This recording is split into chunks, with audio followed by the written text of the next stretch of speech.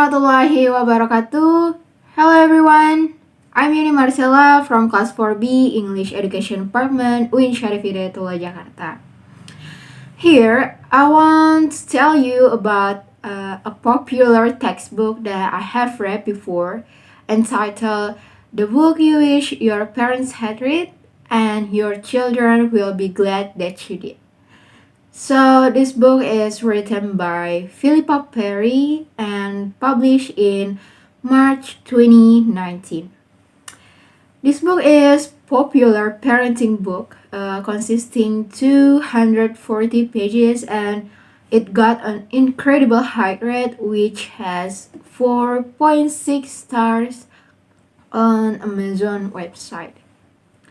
So, about the author, Philippa Perry has been a psychotherapist for the past 20 years. She is a freelance writer and TV and radio presenter. Philippa Perry also has worked on several documentaries, including The Truth About Children Who Lie. She lives in London with her husband named Grayson Perry as an artist, and they have a grown daughter named Florence. So in this book, the author Philippa Perry shares some insight and tips that can help parents understand how their parents' past upbringing influenced their parenting. She also discusses how parents can accept when they make mistakes and learn what the solutions are for their children and, of course, for themselves.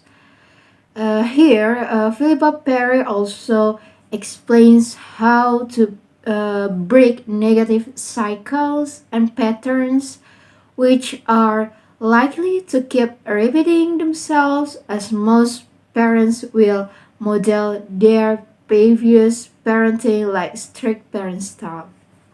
And finally, she discusses how parents can handle their own feelings as well as their children's feelings.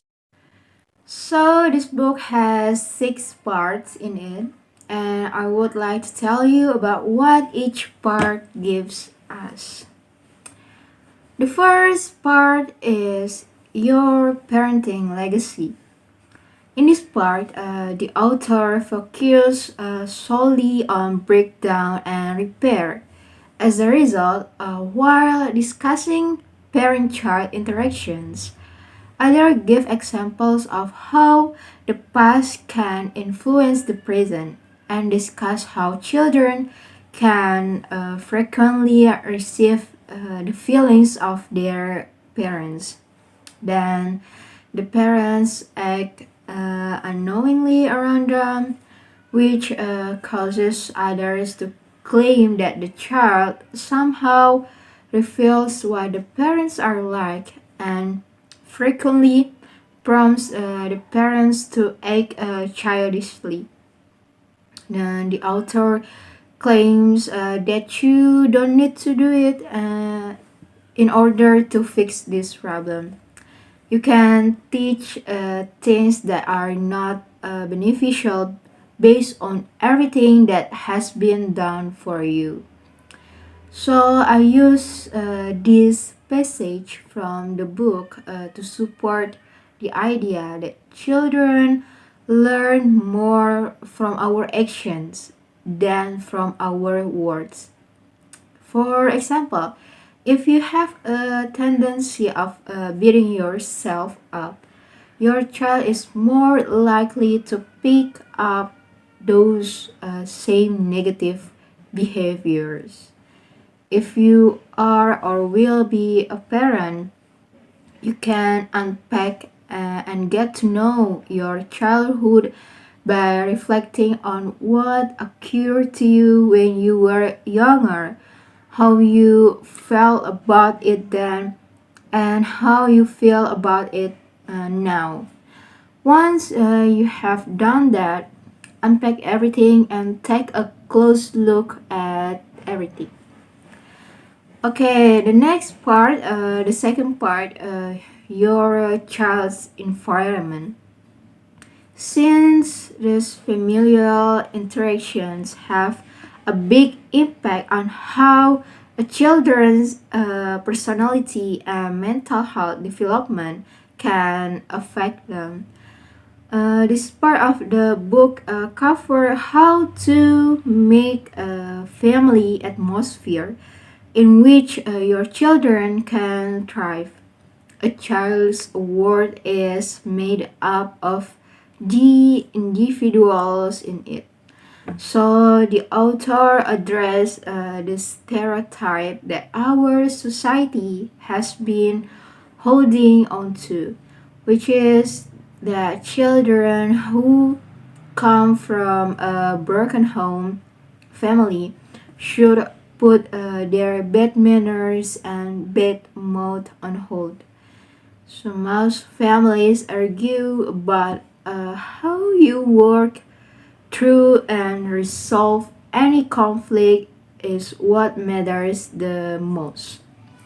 Therefore, the author explains in this chapter that it is up to the parents and the kids to handle such a trying circumstance so that it might be one of richness and love rather than a boomerang.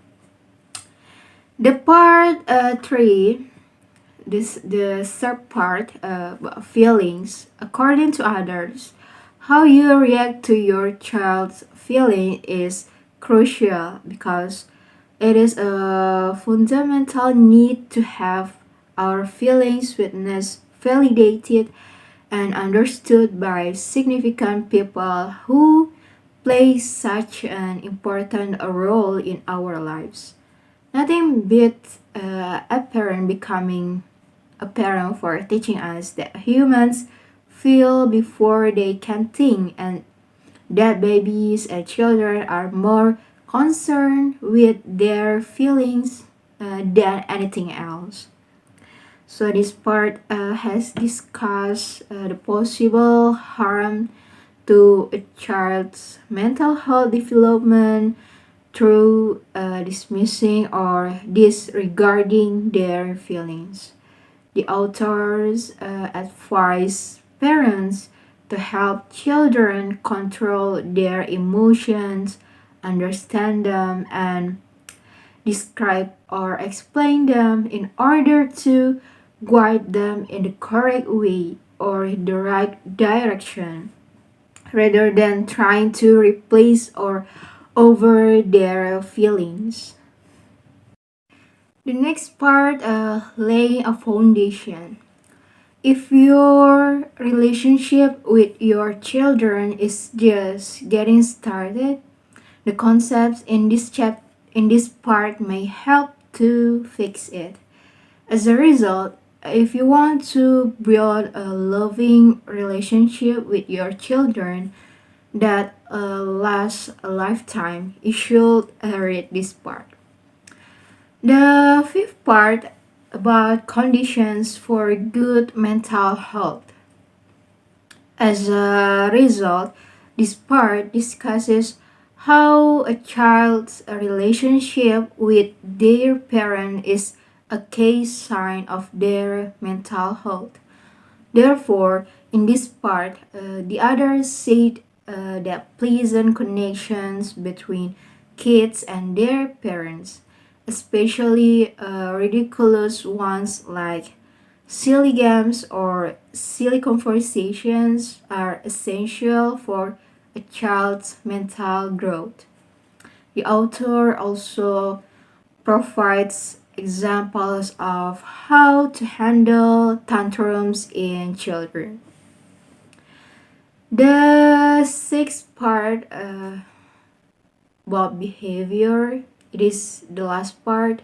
The author mostly talk about behavior, so all behavior is communication. Therefore, in this part, we will discuss how to act correctly, how strict a parent should be, when to create boundaries, and how parents simply indicate them. We will also discuss how to win and lose at games.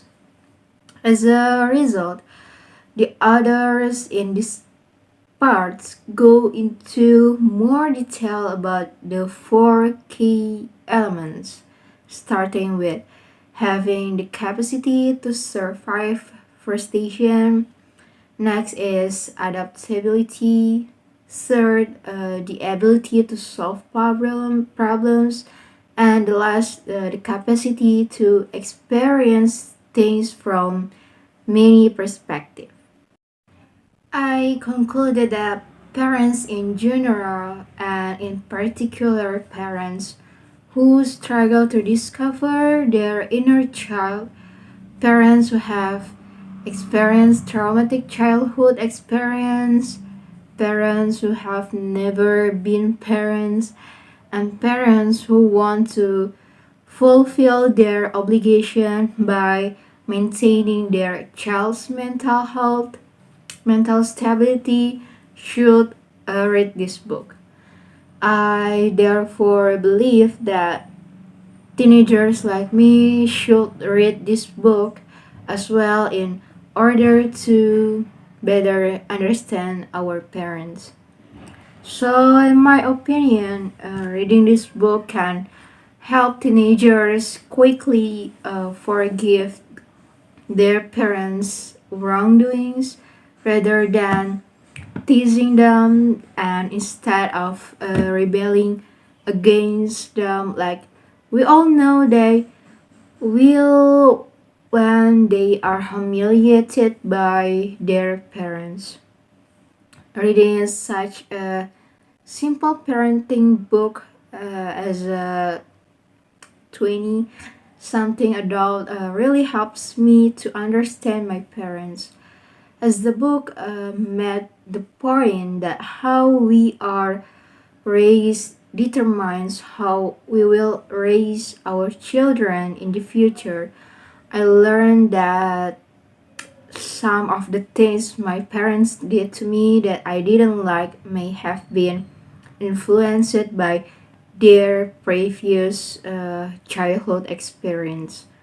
This helped me to learn more about them and realize that while the past may be unchangeable, we can find our own triggers, identify them, and start acting differently.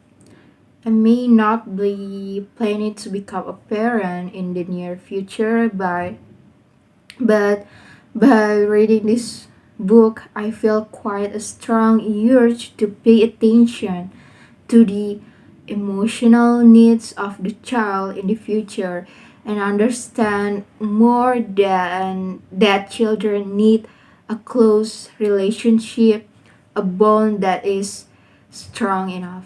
I'm sure that readers will also have sufficient provisions to become parents who are mentally and emotionally healthy in the future.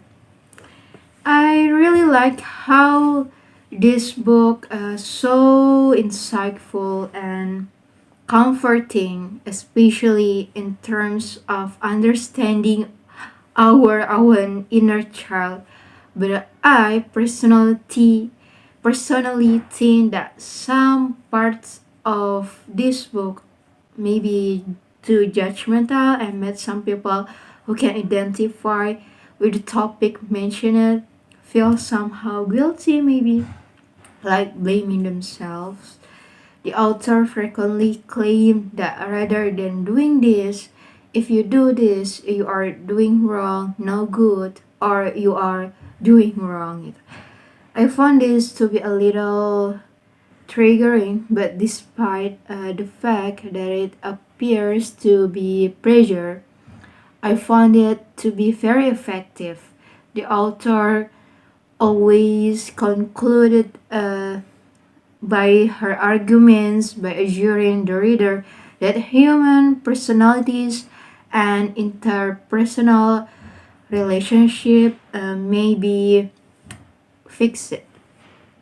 I'd also like to share with you guys one of my favorite passage from the book, which essentially reads they say humans are pack animals. We have lived in tribes for millennia.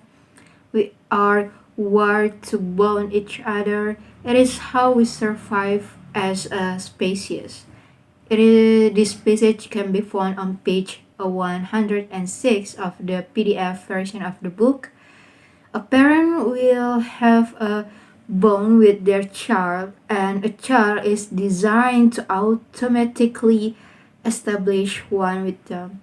Therefore, I appreciate the saying since it highlights how important it is for a child's mental health. So, that's all about the book, a parenting book, the book you wish your parents had read. I'm Uni Marcela. My apologize if there is a lot of mistake from delivering this review. Thank you so much. Thank you for watching and listening. See you again. Wassalamu'alaikum warahmatullahi wabarakatuh. Goodbye.